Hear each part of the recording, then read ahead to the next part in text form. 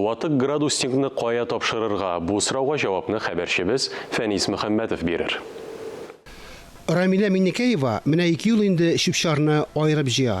Пластик савытларны, кәгазьне, металл әйберләрне айрым төргәкләргә бүлә. Җыелган калдыкларны махсус билгеләнгән контейнерларга сала.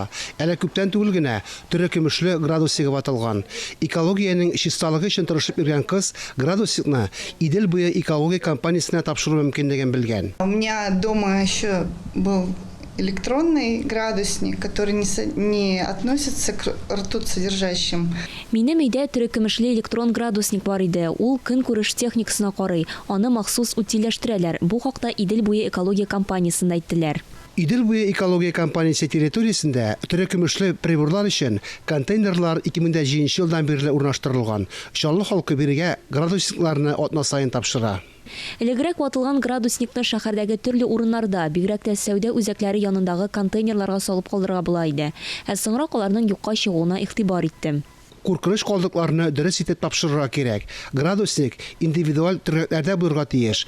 Ватылган градусникны герметик савытка салу зарур. Алар пыяла банка яки пластик контейнер булырга мөмкин.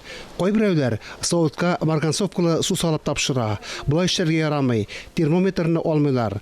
Градусникны Чабаксар шәһәрендәге компания утилләштерә. Что они делают? Они отдельно... Анда пыяланы айрым җыялар, төрекемешне алып кабат куллануга тапшыралар, ә пыяланы утилләштерәләр. Градусниклардан тыш кайбер лампаларны, төрекемеш булган башка җайланмаларны эшкәртүгә тапшырырга мөмкин. Аларны нигездә зур предприятиеләр китерә. Төрекемешле җайланмаларны эш көндәрендә иртәнге сәгать 8-дән кичке 5-кә кадәр тапшырырга мөмкин. Фәнис Мөхәммәтов, Татарстан яңалыклары, Чаллы.